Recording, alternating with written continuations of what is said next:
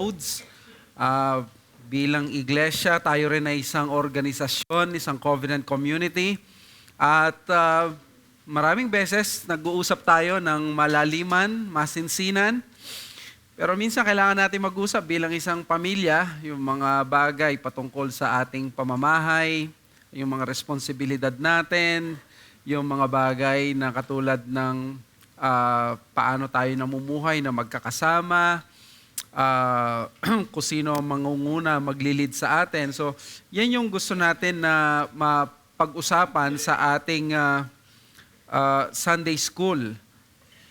We hope na hanggang January lamang ito dahil nga meron din tayong pinapasang budget bilang pamilya. Maganda na pinag-uusapan natin yung mga paano yung ating pananalapi, sino yung nakatoka sa ganito, ganyan.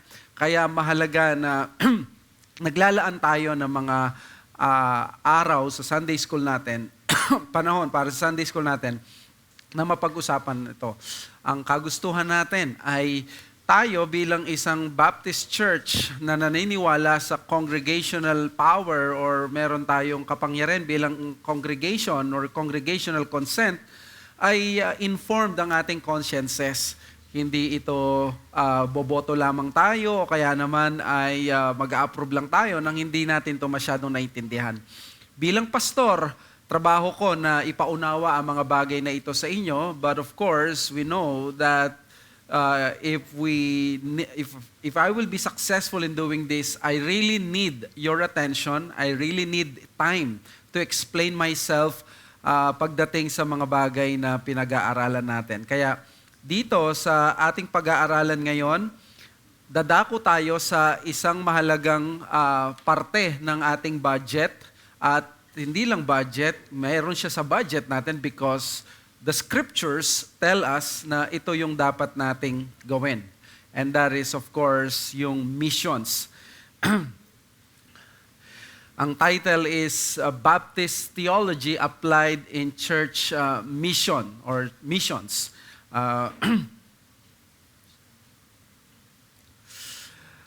Kung na maalala ninyo, noong 1956, actually this is the 70th anniversary ngayong araw na ito, ang isang malagim na nangyari sa mundo ng missions noong January 8. Nag-celebrate ng 70th anniversary ang mga maraming misyonero doon sa pagkamatay ng 5 missionaries na pumunta sa Ecuador.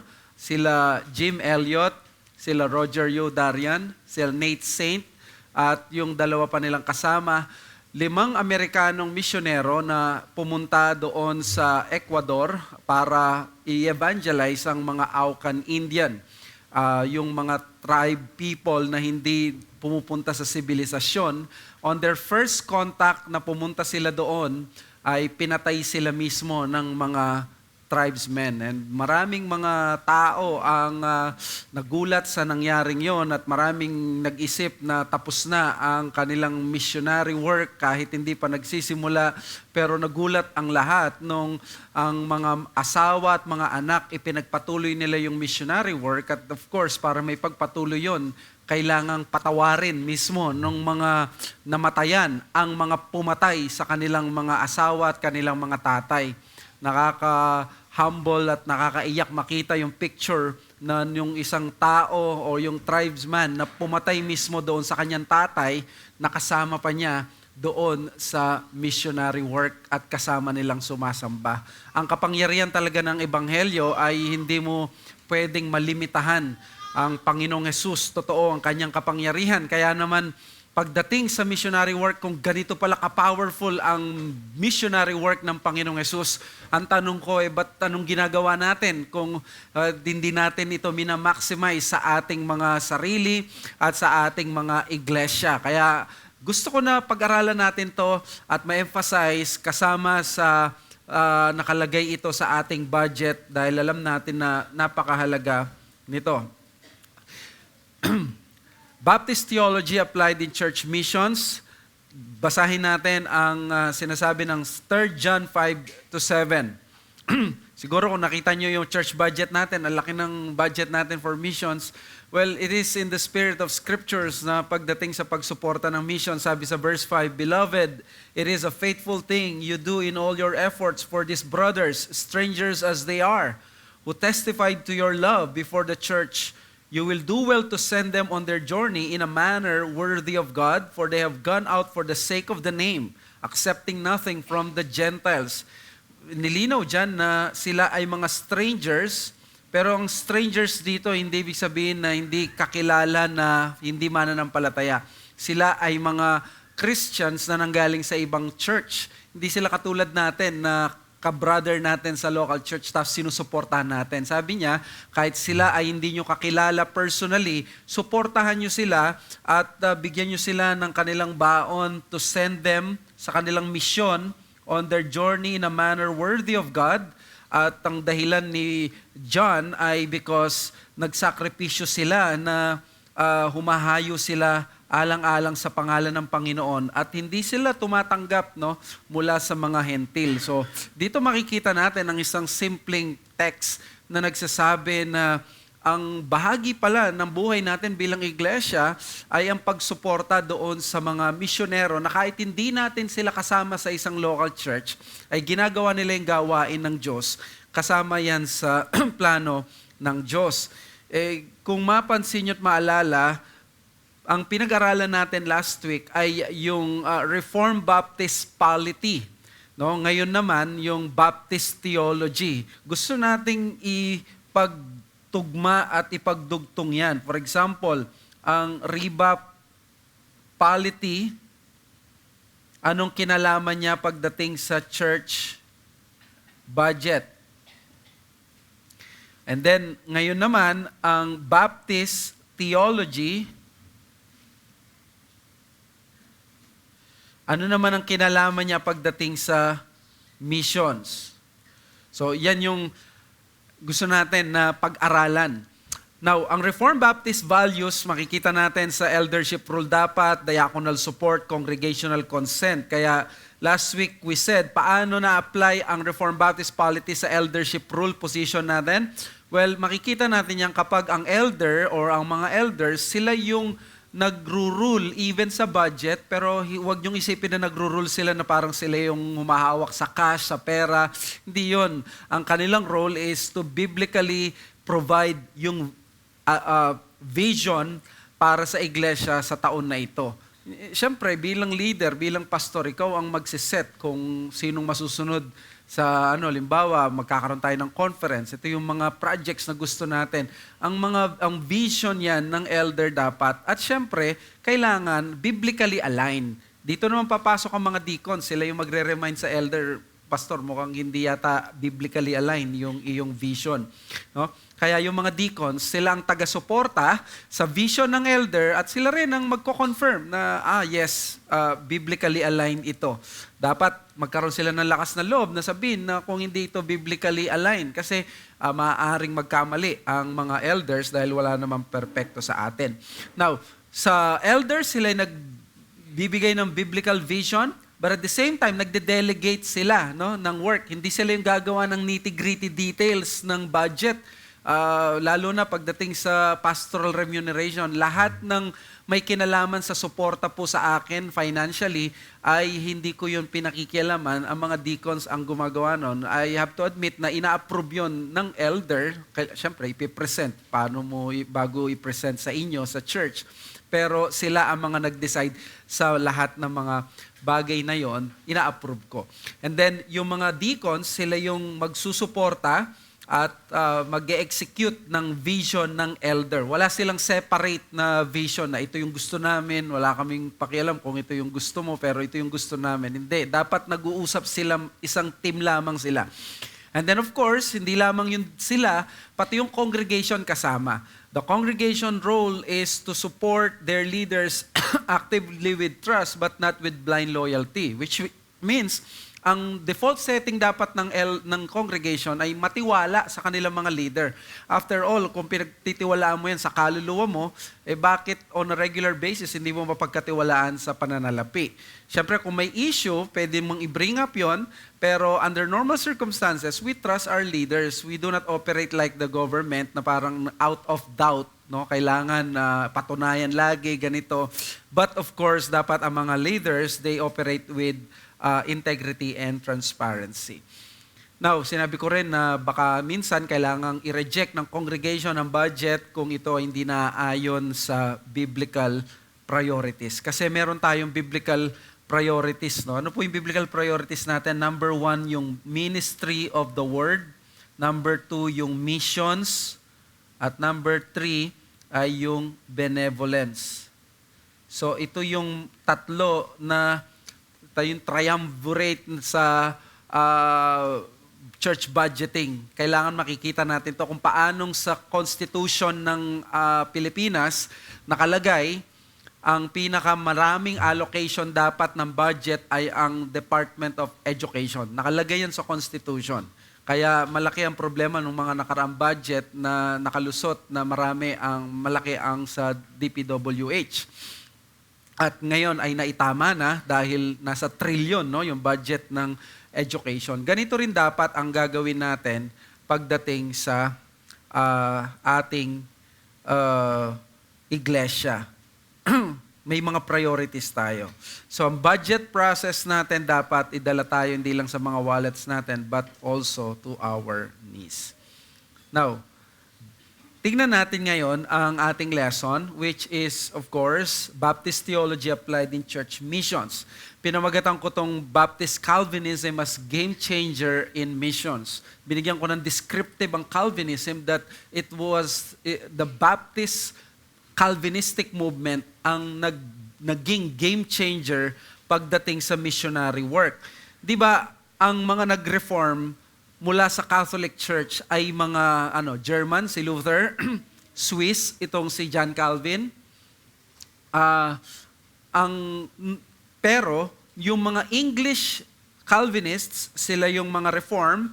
Nung napunta sa London at sa England yung Reformation, ang naging maganda sa English Reformation, parang naging hinog na yung theology at nakagawa sila ng mga confessions. So maraming mga theological discussions na nangyari dito, lumabas. At isa sa lumabas na mga theological discussions, syempre may theological development, lalabas din yung tinatawag na deviation. Pag pinag-aaralan to, lilitaw yung mga negatibo. At isa sa mga negatibo na pinag-usapan sa English Reformation ay itong salot na hyper-Calvinism. Ito yung paniniwala na ang Diyos, nag-e-elect siya ng mga makasalanan. We believe that. Pero pagkakaiba natin sa mga hyper-Calvinist, kaya nga hyper sila, is higit pa sa tinuturo ni Calvin at ng mga standard Reformed teachers ang kanilang itinuro. Ang sinabi nila, hindi lamang nag-e-elect ang Diyos, siya rin ay hindi gumagamit ng means. In other words, walang ginagamit na kaparaanan. Ang mga Calvinists, naniniwala sila, God ordained the salvation of the elect and also yung kaparaanan. Ano yung kaparaanan? Church, preaching, soul winning, at yung mga iba pang mga paraan, mga bagay. So sa hyper-Calvinist, hindi kailangang mag-evangelize, hindi kailangan mag-preach para maligtas ang tao. Kung liligtas siya ng Diyos, liligtas niya ng hindi kanya kinakailangan at hindi kanya kinakasangkapan. So, ito yung isang maling pananaw. Ang nakakalungkot, sa mga Calvinistic Baptists, naging mabili ito, mabenta sa mga Calvinistic Baptists. So therefore, na-infiltrate ang maraming mga Calvinistic Baptists. Diba, dalawa yung uri ng mga Baptist noon. May Arminian Baptist, may Calvinistic Baptist. Ang Calvinistic Baptist, yun lamang yung Baptist na galing sa Reformation. Yung Arminian Baptist, galing yon sa mga Anabaptist. Galing yon sa mga radical na reformers. So, ang galing lamang sa Reformation, Calvinistic Baptist sa mga Baptist, pero sumikat ang hyper-Calvinism. Bakit? Kasi yung premier theologian ng mga Calvinistic Baptist noon, hinahangaan ng lahat ay si John Gill, at si John Gill ay isang hyper-Calvinist. Alam niyo ba na si John Gill, nung siya ay naging pastor ng iglesia, ang kanyang mga miyembro ay nasa 100. Nung siya ay nag-retire, ang member niya ay 18. Ganito ang resulta ng hyper-Calvinism. Walang evangelism, walang missions, walang preaching ng invitation sa mga makasalanan na magmaligtas, talagang papatayin niya yung evangelistic zeal ng mga Kristiyano. Para kay John Gill, unscriptural daw na mag-invite ka ng sinners na tanggapin si Kristo. So, limbawa, may bisita tayo dito. Kung ito ay walang sign na siya ay elect, paano mo malalaman na siya ay elect? May sign, iiyak siya, parang nako-convict na siya, kung lalapit na siya, gusto ko maligtas. Kung walang ganon, hindi mo siya pwedeng imbitahan. Gusto mo ba tanggapin si Kristo? Bawal. Masama yun. Hindi biblical yun para kay John Gill. Paano ang kinalaman nito sa missions? Dito papasok si Andrew Fuller. Si Andrew Fuller, dahil ang nakita niyang mga Calvinistic churches ng mga Baptist ay puro hyper-Calvinist, may nakita siya, nag-aral siya, and by 1785, after mga 13 years niya o 10 years niyang pinag-iisipan ang theology na to, nagawa niya yung kanyang magnum opus o yung kanyang pinakamahalagang contribution sa theology na hanggang ngayon ay kinikilalang standard work pagdating sa subject na ito. Ang title is The Gospel Worthy of All Acceptation. Ito ay refutation doon sa teaching ng hyper-Calvinism na ang gospel ng Panginoon ay worthy na i-offer para sa lahat. Hindi kailangan umiyak, hindi kailangan makakita ng sign na yan ay elect. Basta yan ay makasalanan, ibigay mo ang gospel, alukin mo siya na sumampalataya. Sabi ni Tom Nettles doon sa book na The Baptist, at dinescribe niya kung ano yung laman na itong book ni Fuller. His basic contention throughout the whole is that no particular aspect of God's grace diminishes man's responsibility by even one particle. Neither election, effectual calling for a special design in the atonement gives warrant to the unbelief of any sinner. The moment that the withholding of any of God's grace is deemed reason to abrogate a part of man's responsibility, grace is no more grace but death. The giving of light may increase responsibility and further demonstrate one's depravity, but the corresponding absence of salvific grace cannot alleviate increased guilt. So sinasabi lang niya dito, pag inoffer mo yung gospel sa isang makasalanan, hindi masama yun, although nadadagdagan yung kanyang responsibility na siya ay maparusahan ng Diyos pag tumanggi siya, pero hindi masama na gawin yon. Kaya itong bagay na ito ay nung sinabi ito ginawa ito ni Andrew Fuller, nilabanan niya yung prevailing position ng maraming mga Calvinistic Baptist na mga kasamahan din niya bilang mga Baptist. Ay napakahalaga nitong work na ito.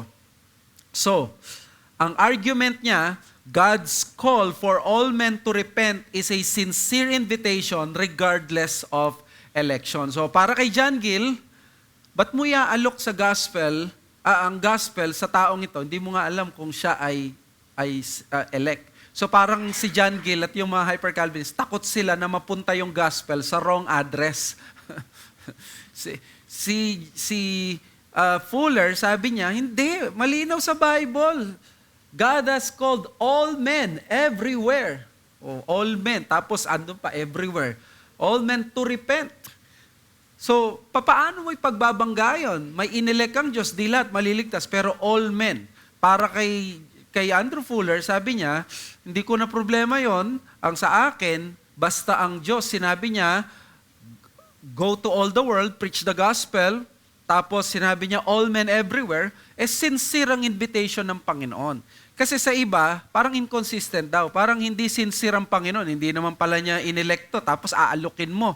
Parang, alam mo yun, parang nag-invite ka na, sama ka na, pero nag-hope ka na hindi siya sumama. Ganon yung parang interpretation ng mga hyper-Calvinist. But of course, tayo, estudyante ni Fuller, obviously, di tayo hyper-Calvinist, we believe in the position of Andrew Fuller.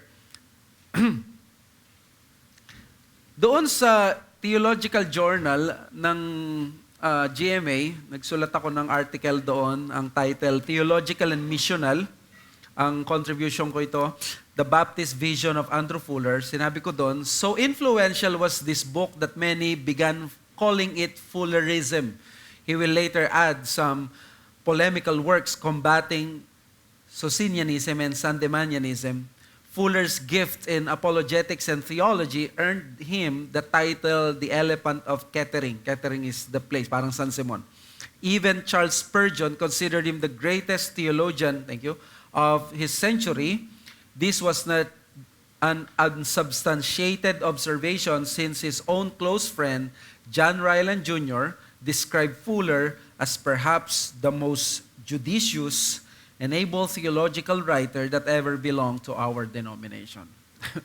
Hindi ko alam kung swipe ito kay John Gill kasi ang greatest theologian ng mga Baptist noon ay si John Gill. Meron siyang the body of divinity. Siya ang may systematic theology. Pero sinasabi nila si Andrew Fuller pala ang giant, ang mas matindi. So, in other words, ang gusto kong ipakita dito is that si Andrew Fuller he was able to present a case na ang gospel pwede siyang ialok kahit kanino. Eto. At consistent ito sa Baptist theology. Di ba, ang mga Baptist naniniwala monergistic ang salvation. Kung monergistic ang salvation, ibig sabihin, hindi natin pwedeng puwersahin ang tao para sumampalataya. Kaya nga po sa inyong mga bisita namin dito, kung mapapansin nyo, gusto namin kayo maging miyembro, pero hindi namin kayo kinokonsensya, pinipilit, kasi alam namin, ang salvation ay isang milagro mula sa Diyos. Ito'y pagkilos ng Diyos.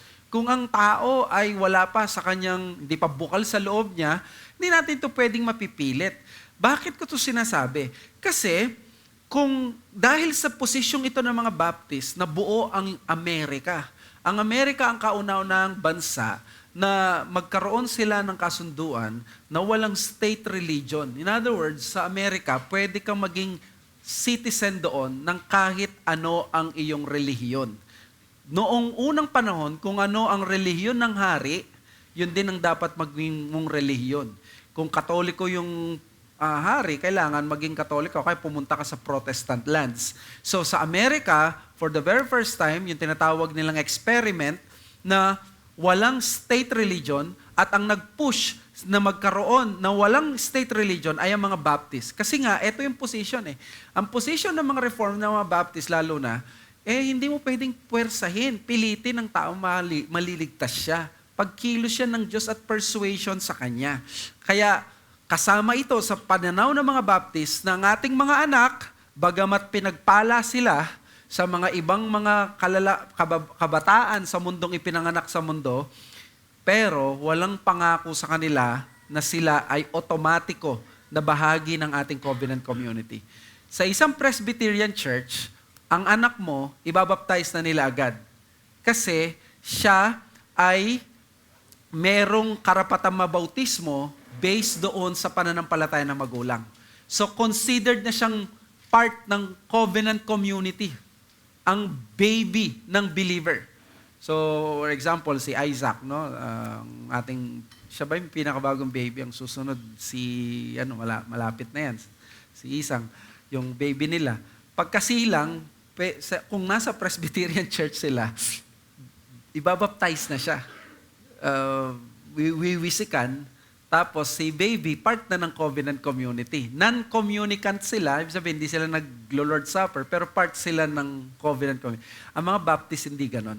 Dahil naniniwala tayo, kailangan ng explicit na profession of faith. Kaya kung mapansin nyo, no, even yung anak ko, hinintay ko muna yung panahon na siya mismo ay mag-persuade na sasampalataya sa pananampalataya ng magulang niya. At yun ay decision niya. Siyempre gusto rin namin yun, but at the end of the day, yun ay persuasion niya. Hindi ito dahil sa gusto lang ng magulang. Kaya consistent ito sa Baptist theology ang ginawa ni Andrew Fuller, at dahil consistent to sa Baptist theology, may Baptist challenge ngayon. Ang missions ay necessary pala ngayon sa continuation ng Baptist congregations. Bigyan ko kayo ng halimbawa, no? Pag nasa Reformed Church ka,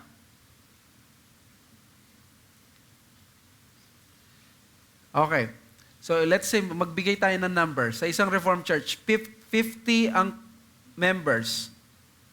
Di ba? Sa 50 members na yan, sabihin na natin may mga 20 na couples. Sabihin lang na, or 15 na couples. Sa 15 na couples na yon, bigyan natin ng tigda-2 anak. Ilan yun? 15 times 2. So, 30. So, kapag nagkaroon ng 30 children, itong 30 na ito, member sila ng church. Tama? Tama po. So, 80 na kagad. So habang lumalaki yan, tapos magiging adult, may in love, mandiligaw, dadagdag yan. So, manganganak. Ang point ko dito, ang church na ito, kahit hindi sila mag-evangelize sa labas, magtutuloy siya kahit papaano. O yung mga main character, Rebab. Hindi, joke lang. Let's say may 50 sila. At 15 din ang couples dyan. Let's say, tigda-2 anak. Yung 30 na kids na yon, member ba yun ng church? Hindi. Kailangang i-evangelize yun. Kailangang turuan. So, kapag hindi tayo nag-evangelize ang mga Baptist church, mabilis lang tayo mamamatay.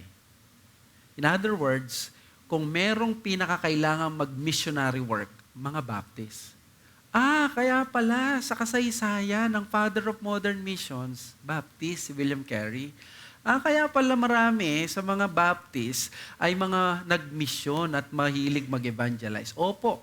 In fact, hindi lang mga Baptist, pati Baptistic. Like even yung mga mega church. Mga iba sa inyo, galing sa mega church. Galing sa mga ibang church.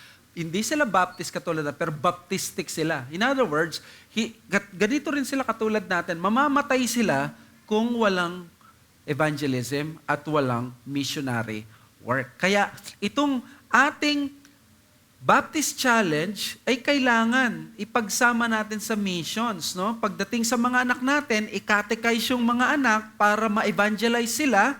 Pero yung mga unbelievers na neighbors natin, let's continue to reach them by the gospel through missionary work. Missionary work, evangelism, Bible study, soul winning, pamimigay ng mga gospel tracts, online ministry, RBSPH, lahat yan. Maging yung mga outreaches natin sa Limay at sa Baliwag. So, sa mga anak natin, ang dapat nating gawin, sabi ni Benjamin Kitch, i-catechize. Pagdating naman sa mga unbelievers, missionary work. Siyempre, catechism, pero usually, we go to them. Pumupunta tayo sa kanila. Kaya nga pag nagba-Bible study tayo, pupunta tayo sa bahay nila o kaya naman i-invite natin sila sa ating church para umattend. Okay? So, kung ganito pala ang disenyo ng Baptist, dapat ngayon, we live by the Baptist name. It is not historical coincidence that the father of modern missions was a Baptist, or to be more accurate, Calvinistic Baptist. Because I believe, ang Calvinism lang at ang Baptist ecclesiology ang tanging makakapag-generate ng ganitong movement na both theologically robust but at the same time evangelistically zealous. So, yun yung dalawa na yun eh. Kasi pwede kang theologically robust, ang daming mga reforms sa kasaysayan, theologically robust, pero naging hyper-Calvinist in terms of practice or in theology. But on the other hand, pwede kang maging Arminian Baptist, zealous ka sa theology, pero what if kung wala kang doctrine na robust like election, di ba? Marami ang madi-discourage, marami ang titigil. So, at a time when almost everyone considered doing and investing in missionary work as a waste of time, energy, and resources, si William Carey at si Fuller, along with other three men, established nila yung BMS, the Baptist Missionary Society of 1792. Si William Carey, Andrew Fuller, John Ryland Jr., Samuel Pierce, at si John Sutcliffe. So itong limang ito, tinawag nilang Band of Brothers ang kanilang grupo. Tinatag nila yung Baptist Missionary Society, 1792. By 1793, nasa India na ang first modern missionary na si William Carey. Now, bigyan ko kayo ng konting background.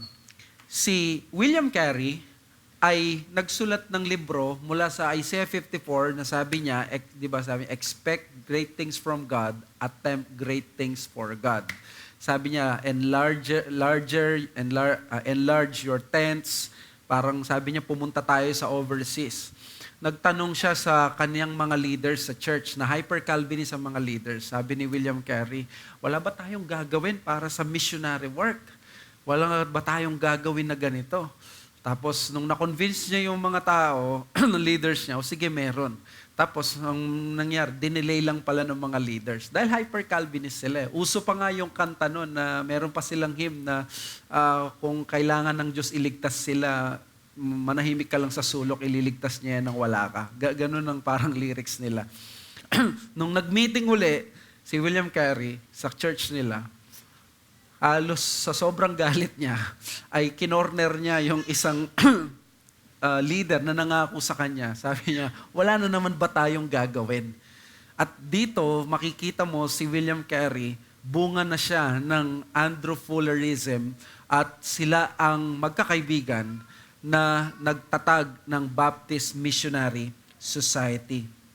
This missionary endeavor redirected the focus and resources of Fuller. Remember, si Andrew Fuller ay pastor ng Kettering Church. He's the elephant of Kettering. At nung naniwala itong si William Carey, sinend out nila papuntang India, kailangang suportahan siya sa India kasi hindi pwedeng walang perang ipapadala. Dito lumabas yung pinakasikat na quote nila na I will plumb the depths of India, but you must hold the rope for me. Yun ang sabi ni William Carey. Pupunta ako sa malayo, pero hawakan mo ko. Susuportahan mo ko. Ganito yung partnership. Tingnan ninyo doon sa article ko ulit. No one would deny that one of the cherished fruits of the prayerfulness of the particular Baptists in the 1780s, energized by the Edwardian Calvinists, na influence kasi sila ni Jonathan Edwards, di ba? Among them was the establishment of the Baptist Missionary Society in 1792. Andrew Fuller, armed with the conviction that the gospel should be offered indiscriminately, saw global missionary endeavor as part of the church's calling. He tirelessly supported William Carey in the arduous task of reaching the heathen. From April to December 1784, he preached in no less than 33 different villages near and around Kettering. He became a secretary of BMS until his death in 1815. They sent Carey to India in 1793, considered to be a monumental day, not only in Baptist history but also in whole of evangelicalism. His part in missions consumed much of his time, regularly touring the country to raise funds. On average, he was away from home 3 months a year. Aside from the regular trips in England, he made 5 trips into Scotland from 1799 to 1813. In less than 60 days, he traveled 1,300 miles and preached 50 sermons for the cause of missions. He also supervised the selection of missionaries and sought to deal with troubles on the field. Fuller became the pastor of the missionaries being sent by their agency. Yung information na yan, napakarami niyan. Gusto ko lang ipakita na si Fuller, na-convince siya na ang dapat niyang focus din sa sarili niya ay mag-missionary work. So siya yung and by the way, kabayo yung kanyang sinasakyan nito at talagang nag-take toll ito sa kanyang health kasi kinakailangan niyang paghanap ng support itong si William Carey na nasa India, papaano magpo-progress ang missionary work doon. At alam niyo, si William Carey, naging fruitful ang kanyang ministry sa India.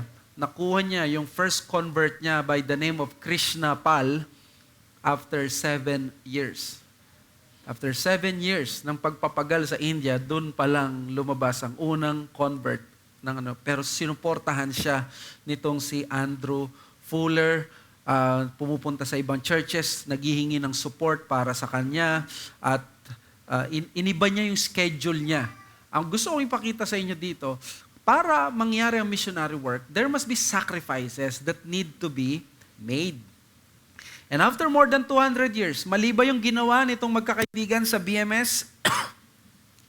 Mali ba ang ginawa nila na sila ay nag-missionary work, nag-support sila ng ganong kalaki, nag-raise sila ng mga pera para kay, No. After 200 years, vindicated na sila kaagad ng history. Bakit?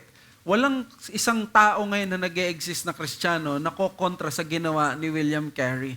In fact, tayo sa Pilipinas ay bunga ng ganitong ministry, ng principle ng modern missions, ng overseas. Dati kasi, ang nangyayari sa England, nagre-reform sila at yung Catholic churches, yun ang nagiging Protestant church. Yung sa Germany, yung mga Katolikong simbahan nila, yung mga Gothic at lahat pa, ginawa nilang Protestant. Ganun na nangyayari nun. Napupuwersa kasi nga, merong power yung hari. But for the modern missions, persuasion at ganito yung nangyari. Susunod na sila Adoniram Judson sa Burma. Kahapon, galing nga kami sa annual prayer fellowship. Bago kami umalis, hinandshake ako nung isang member doon sa CRBC. At doon sabi niya, nagpakilala siya, niremind niya, kilala ko naman siya. Sabi niya, masaya siya na from our circle daw, na missions-minded, naging Reformed Baptist, kaya nagkaroon ng theology. Ang point niya, masipag sa missions, meron pang theology ngayon, okay. So tinanong ko, ganito po pala kaya? Ay, oo, sabi niya. Alam mo ba, nagkasal sa akin si Elmer Gullion. Alam niyo ba sino si Elmer Gullion? Si Elmer Gullion, yun yung US soldier na kasama sa World War II nung dito sa Manila na deploy. Nung nasira ang Manila, naawa siya dahil siya ay Baptist, sa mga Pilipino naawa siya, na nung pinabalik sila sa Amerika, sabi niya, pag babalik ako sa Amerika, I will become a missionary. At ganun yung ginawa ni Elmer Gullion. Si Elmer Gullion, siya yung kauna-unahang Bible Baptist preacher sa Pilipinas. At nagsimula ang mga Bible Baptist churches dito sa Pilipinas mula nung nagsimulang pumunta si Elmer Gullion at ang mga kasamahan niya. Na ako ay dating part ng Bible Baptist na given sa missions. Kaya ang point ko dito, si William Carey, hero ito ng maraming Bible Baptist at ng mga Baptist. Walang kokontra kay William Carey. Isipin nyo, no? Just try to think of this. What if magkaroon tayo ng ganitong pananaw? What if meron kayong figures sa mind ninyo na budget ng church? What if meron tayong ganito?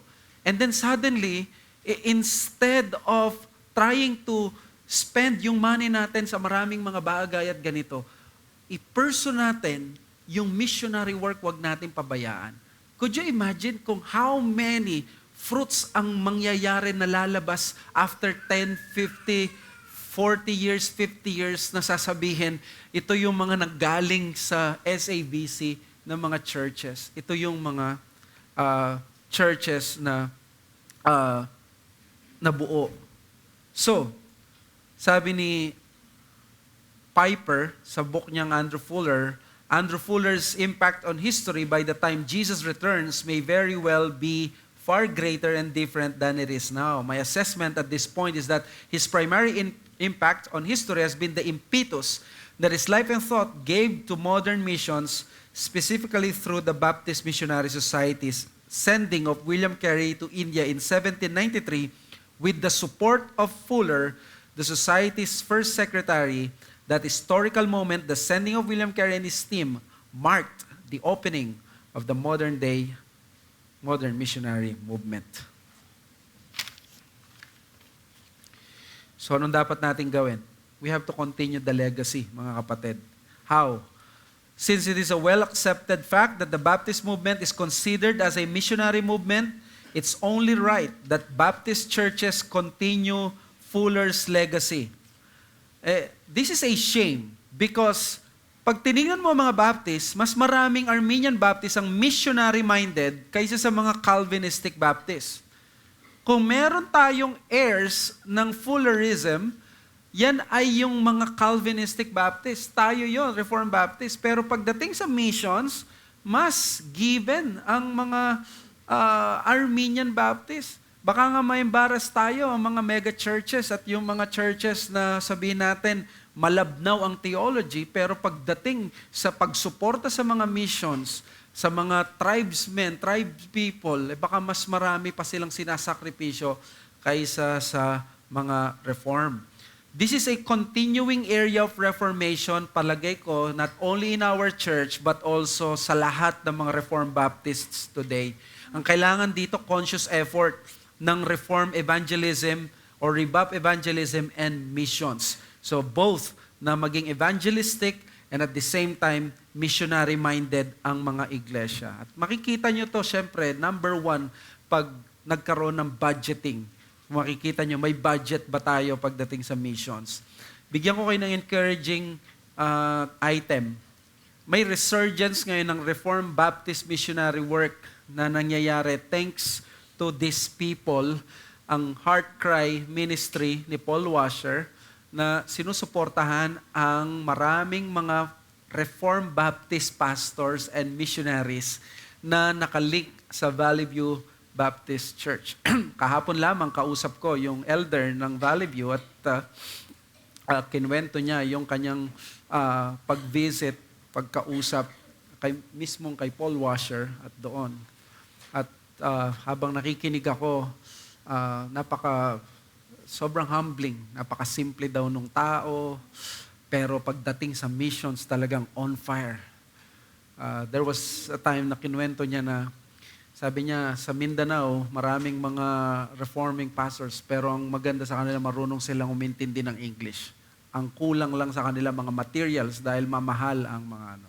So nagsuggest siya, what are we going to do? Sabi daw ni Paul Washer, they need study Bible. Sabi, oh, then why are you not doing it? We don't have money, mahal ang study Bible, lalo na yung leather. And this was just a story yesterday. Tapos ang ginawa daw ni Washer, come here, sabi niya. Dumikit daw. Tapos sabi niya, look at me in the eye. Look at me in the eye. Sabi daw niya, don't ever let money stop the work of ministry. Don't let ever the money distract or hinder the ministry. And blessed ako dito sa elder na ito kasi ang kanilang church, they are really supporting missionary work. Siya yung nagsabi ng standard nila is that if we want to have a decent missionary work, napapadala natin sa isang lugar at 100% hindi niya kailangan mag-work, magmi-missionary work siya. Ang standard sa Manila is 35,000 monthly. We are not hitting that, of course, because of yung kakayanan natin. But ang sinasabi ko dito is that ang pag-evangelize ay maganda. Pero yung pagpa-plant ng mga churches, yun ay mga malalaking endeavor kasi churches ang tinatayo dito. At kapag churches ang tinatayo mo, hindi ka nagtatayo lang ng Bible study na budget mo 500 a week, okay na yan. You are actually planting churches.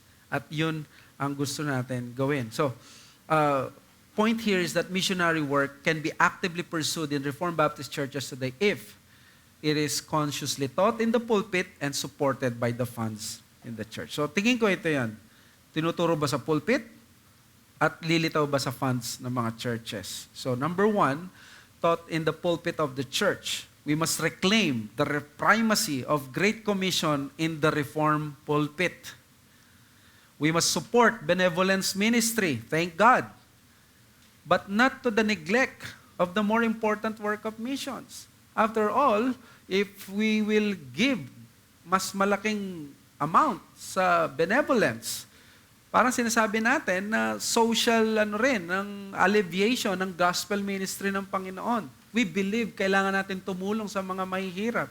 In fact, if we will measure yung ni John Owen at is we are already generous in terms of granting benevolent support.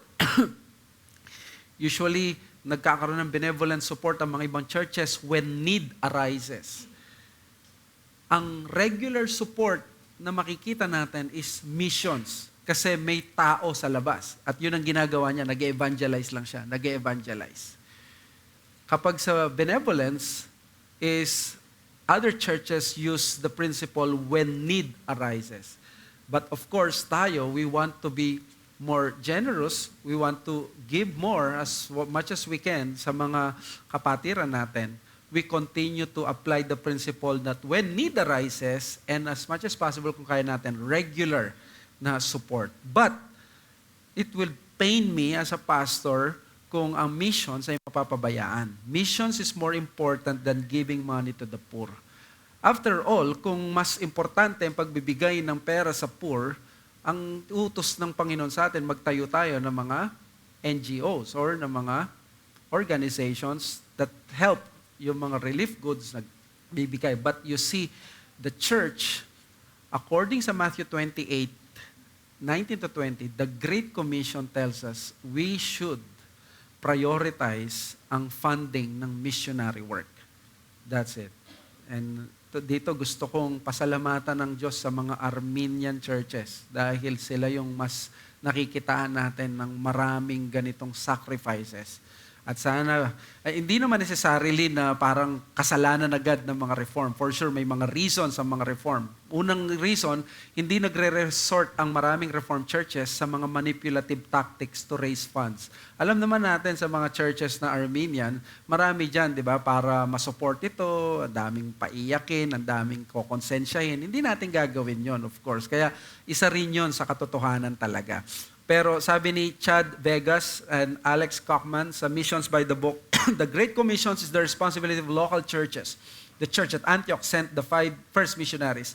And it remains for visible local bodies to today to commission cross-cultural workers. We're not permitted to be lone gunslingers for Christ. No one can call themselves to be missionary. No one can call themselves to be missionaries to be sent by the church in a similar sense in which the apostles were commissioned by Christ. This implies a relationship of partnership and accountability between the sending church and the missionary. Ayan. Sipin nyo, nung pinadala yung church dito, nung 2001, yung planting work, 2001 to eh. At nagkaroon ng missionary work. Na-convert ako ng 2002. Yung pastor namin, di naman namin siya sinusweldohan kasi kami bago pa lang, di naman kami nagbibigay. Yung funds niya nanggagaling dun sa sending church niya. Nakita ko yung sacrifices kasi napakaliit ng support. Pero imagine mo, yung nangyari, naging resulta. Here, itong local church natin to. Resulta ito ng missionary work ng isang church sa Baguio City. Iisipin mo kung magkakaroon ng ganitong mga work ang SABC, na ganitong church, makakapag-plant siya, di ba? Napakaganda na bagay.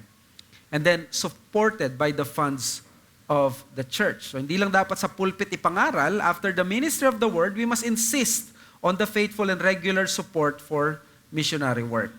In the wisdom of God, He did not relegate it as a cost that requires a small amount of money.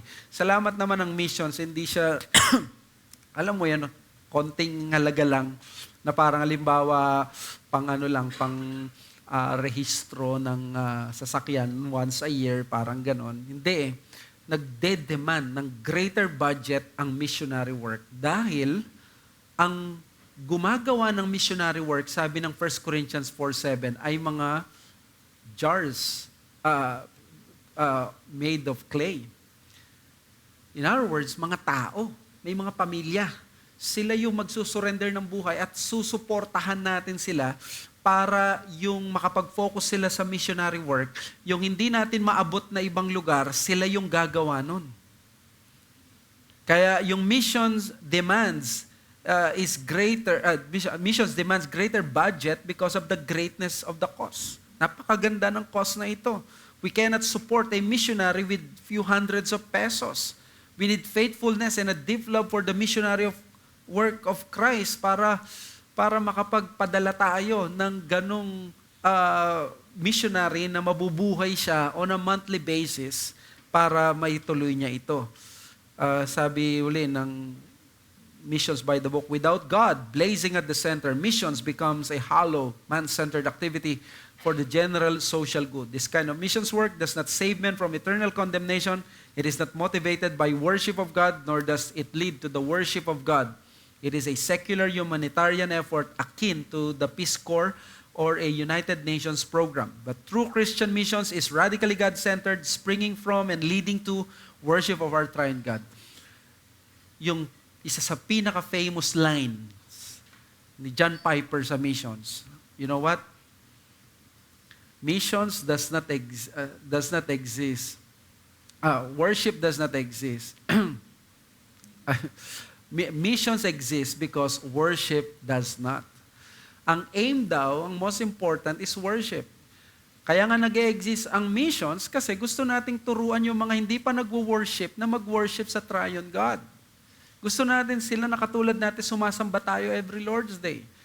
Pero darating daw ang araw, magsisis ang missions kapag tapos na ang salvation ng mga elect. In other words, sabi ni Piper, finishable task ang Great Commission. There will come a time na matitigil ang Great Commission sa parusya ng Panginoon. So, let me just give an application. Number one, if you're a covenant, so number one, pray for our missionaries. Appreciate and encourage them. Nasa handouts ninyo. Pray for your missionaries. Nung hindi kami Reformed Baptist, we were trained to almost pray every day sa isang missionary. Part sila ng prayer life namin. Not only our pastor. We are praying for our pastor every day. At isang araw, kada kumain, may pagpipray na isang missionary. Ganon ang training namin. In fact, we were trained na magbigay pagdating sa missions work. If you are a covenant member of the church, it is both your distinct duty and blessed privilege to invest in this worthy spiritual cause. Worthy spiritual cause ito, di ba? Yung mga sasakyan pag alumni gathering ng December, 500 yung binibili mong ticket para manalo ka ng tricycle o ng ano. Ito, bagamat yung cause na yun, okay yun, pagtulong yun sa mga schools natin. Good yun, worthy cause yun. Pero this is a more worthy cause, di ba? Distinct. Sinabi ko distinct duty kasi unbelievers are blinded and they see spiritual causes like missions as a waste or simply a case of religious deception. Sayang ang pera mo, niloloko ka lang yan. They are also given to their earthly temporal interest. Ito yung mga parang niloloko rin tayo mga to eh. Kikriticize tayo na may ganito tayo, sinasayang daw natin yung pera natin. Ganun. Pero sila naman, ang dami nilang mga causes na talagang sinusuportahan talaga nila. In other words, lahat ng tao may causes silang sinusuportahan. Ang tanong lang, saan mo i-invest more yung iyong money? And tingnan mo yung inconsistency. They themselves invest in humanitarian and governmental causes. Sorry, it's not causes, whether forced or free will. Persado sila dahil nagtatax sila. Persado sila dahil members sila ng isang organization. O kaya naman, nagbibigay talaga sila sa ganitong mga causes like PETA, yung environmentalism. Di ba? Many unbelievers excel in the causes of their choice. Nagbibigay sila talaga ng support sa environmentalism. Medyo magwewelga pa ang mga yan. May mga ganyan pa. At alam nyo kung ano yung isang sikat ngayon na causes na talagang pinaglalaanan ng enerhiya, ng oras, ng pondo, ng maraming mga modern generation natin? Alam niyo po ano? Fandom. Fandom. Talagang ginagastosan kapag dumating yung Blackpink, Twice, yung mga uh, of course, hindi kayo binabawalan manood ng concert nila or ganun. But there are some people na talagang lahat ng merchandise nila, lahat ng kanilang gagawin or ibibigay, talagang susuport yan. Kung nanood na ng concert dito, pupunta pa sa concert sa iba because they have money. And they're happy doing that. Because for them, that is their way para masuporta ng idolo nila. In other words, that is a cause. Ang sa kanila lang is yung central person ay yung iniidolo nila na gwapo o kaya naman maganda. Sino ba mag-aakala na magre-repeat concert pa yung sex bomb dancers? Di ba? Yung kasama nila ay member na ng isang ng isang church. But believers are shamed. Ina-embarrass tayo pag all out naman nag-i-invest sa church. Wala nang nangyayari sa'yo, puro yan. Yung pera mo pumupunta dyan sa church. Parang ganyan. Totoo naman pupunta yan lagi sa mga Starbucks ninyo. Pero kaya magbigay din kayo sa mga magulang daw ninyo, sa pamilya ninyo. Makakala pumupunta lahat yon sa iglesia. But that's just a joke. But ang gusto ko i-point out is that tayong mga members at mga believers, na-embarrass tayo kapag gumagastos tayo for our mission, for our spiritual causes. Pag nag-camp tayo, pag ganito, ganyan, sasabihin nila ay wala na tayong ginagawa kundi pumupunta lahat sa church. But the truth is, hindi ganon. At lalo na sa church natin, hindi to ganon. And then duty, both the divine design and human reality show that an organization will only survive, let alone thrive, if it will be funded by those very people who primarily benefit from its ministry. So kung covenant members ka, I challenge you, no, na magkaroon ka ng ganitong faithfulness sa duty mo. This is part of your worship. Hindi ka titignan, wala kaming malalaman, or kung hindi nyo sasabihin, hindi namin malalaman. Unless na lang the deacons are communicating with you pag nag-online giving kayo. But me, hindi ko alam. And it would be good na hindi ko alam para wala na sa isip ko if you are giving or not, na may-spare ako sa mga ganong temptation na mag-address pa ng mga bagay na ganon. But, in consistency, ito naman, kanina, unbelievers, ito naman, members, those who benefit in the ministry yet do not share in the expenses of the organization, this is so inconsistent. And I hope na tayong mga nakikinabang ng ministry ng SABC is we continue to support it. Alam niyo po kasi ang church ay regular ministry siya, which means it needs regular support. Pag hindi tayo nag-regular support, para nating sinasabi, okay lang magsara ng isang linggo, isang buwan ang church. So, at least, no, kung regular, naging pattern mo na yung ganon. But we encourage yung regular support sa ministry. And then, privilege, tayo mga members ang privilege na mag-fund ng ministry na ito. Diba? Lord willing, kung magkakaroon tayo ng church building, how that fair to you, magfe-farewell ba yun sa inyo? Na nakikita nyo isang edifice na two floors at isipin nyo, I'm part of those people na nag-invest for that building. Di ba napakaganda, nakaka-encourage kaysa yung nakikita natin, our money na pupunta sa iba't ibang mga bagay. Not to mention yung mga scam at mga iba pa na nangyayari sa atin. And then, number 3, challenge yourself not to give simply like last year, but aim for progress in this area of your Christian life. Alam niyo, pagkaligtas ko pa lang ng 2002, we were trained to give for missions. Ang setup kasi namin noon, hindi katulad ngayon. Meron kaming tithes, meron kaming iba pang offering for missions. So, pag nag-tithes kami, considered kami hindi nagbibigay sa missions. So, we were trained na magbigay ng additional sa aming tithes for our missionary work. At nagbigay ako, unang-una ko is parang 5 pesos or 10, dahil nag-aaral pa lang ako noon, 20 hanggang naging ang Christian. And there were testimonies, ang dami, di ko na mabilang. Yung isa, imbes na nag-uulam siya ng ganito, nagpe-prefer siya na minsan mag-ulam ng toyo, ng ganito, para ma-maintain yung commitment namin for missionary work. At mula noon hanggang ngayon, SABC has been supporting mga missionaries para magpatuloy sila sa gawain. Because I myself was a missionary before na sinusuportahan. 70% ng income ko galing sa labas, 30% dito nung nagsisimula nung hindi pa local church ang SABC.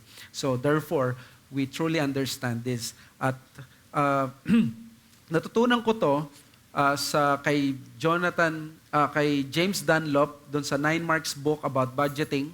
Ang church daw nila, hindi sila nagbabudget ng according lang sa last year nila. Ang budget nila laging mas malaki kaysa sa last year.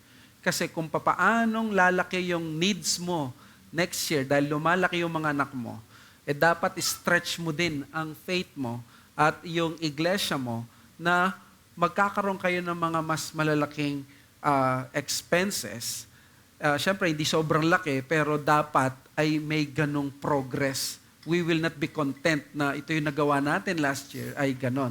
Now, this is not exactly being applied sa atin because medyo conservative tayo pagdating dito at maingat tayo.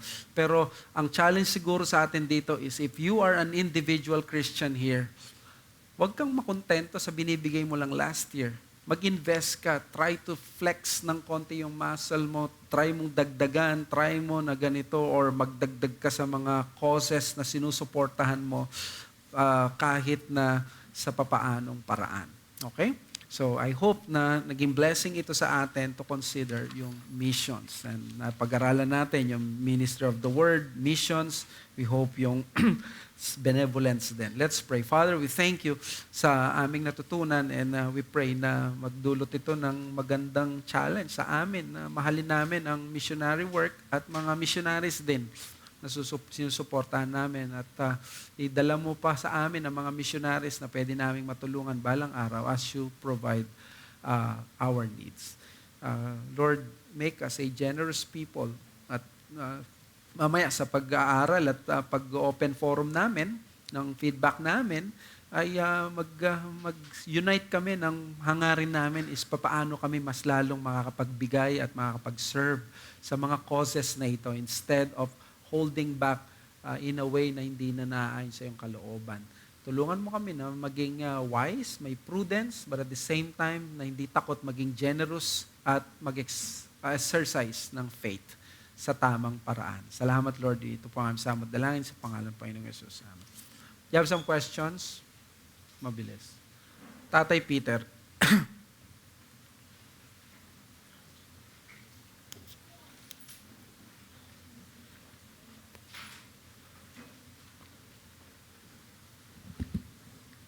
I was just wondering why Fuller and the rest chose India. And then yung South America where the Incas, the Mayas practiced pagan religion. And it took the kind of Hernando Cortez to convert South America. And then yung Africa. My question, who determined the venue of missionary works? And moreover, kasi kagaya nangyari sa Sentinel Island, it's not the missionary who determine where to go. Wala naman sa discretion na yan. Moreover, can a missionary pwede niyang tagyan yung mission, let's say, if it will endanger his life? Yung una po yung tanong ay hindi ko po alam kung sino nag-determine. I am assuming based sa principles ng missionary work, kung sino yung mag-mission, yun ang most likely na may burden doon. At meron talaga siyang burden doon. So maybe, most likely it's William Carey. Probably sa British Empire noon, may mga knowledge na sila about India kasi may British Iba Siguro yung po most West. likely because India, maraming religion talaga ang India. So they have to introduce Christ. Yes, ano po yung ikalawang question nyo, Tay?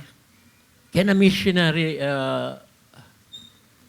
pwede ba niya tanggihan yung mission niya if it will endanger his life? Kung Ah. very risky o it will endanger his life. Oo naman po, kasi hindi natin pwedeng persayin ng missionary kung aayawin niya yung work na yon. Alam natin na may mga dangers na yung missionary work, pero we do not consider it lack of faith kagad kung iiwas siya kasi dangerous naman talaga. Baka may kailangan lang applyan ng wisdom. Pwedeng magpahinga muna o kaya lumipat muna siya ng lugar. May ganung prudence din. Hindi tayo nag-a-apply ng parang, dito ako tinawag. Kaya maraming mga gumagawa niyan na mga missionaries na naghihintay muna sila ng tamang panahon tapos magmi-minister muna sila dito. And I think they're very prudent at nagpapakita yun ng greater wisdom. Pero para sa kanila kasi it's a calling from God na supposedly hindi pwedeng tanggihan. Sa ibang missionary. Kasi po, yung calling po, halimbawa, specific ang calling, like sa apostles, kay Paul, pumunta ka sa Macedonia. Yung pag hindi niya tinupad yun, magkakasala siya. Pero, ang calling po minsan ng missionary, anong kiniklaim niya? Di ba, kiniklaim niya, abutin niya yung mga Indiano. Kung sarado yung India, pwede muna siyang pumunta. Yung mga Bombay, makikita niya, may mga ganon. Diba, Chinese ang gusto mong ma-reach. Mahirap makapasok sa China. Punta ka muna sa Binondo. Maabutin mo yung mga Chinese. I mean, this is true kasi hindi mo kagad, anong tawag doon? Sabi nga nila minsan, hibla ng buhok ang naghihiwalay sa faith at foolhardiness na dahil gusto nila ito, sugod lang sila ng sugod. Kailangan applyan ng wisdom. Meron pa po? Mark. Start. Tanong ko lang po, sa Ephesians chapter 4 verse 11, sabi doon, and He gave some apostles, prophets, evangelists, and teachers. Sa reform po ba, meron po bang, kung may deacon tayo, tapos may pastor, meron din po bang evangelist na parang title? Kasi po, tanong ko po, dahil sa Fundamental Baptist, nag-a-appoint po sila ng kapatid na tinatawag nilang evangelist. So sa reform po ba, pinapractice pa po ba yun or hindi na po? If I'm not mistaken, ang mga evangelists sa Ephesians ay interpretation ng mga missionaries na ngayon. Sinesend out sila to evangelize, to plant churches. Pero hindi sila yung roaming around lang na evangelist na I'm an evangelist kahit yun ang title. Meron silang sa reform, particular destination, particular na kinomission sila for that very purpose. For example, si JV at si Jmar, they're considered evangelists. But we are not using that word kasi baka mag-create pa ng mga titles. Thank you po. Sige, karoon muna po tayo ng break before our worship service. Thank you so much.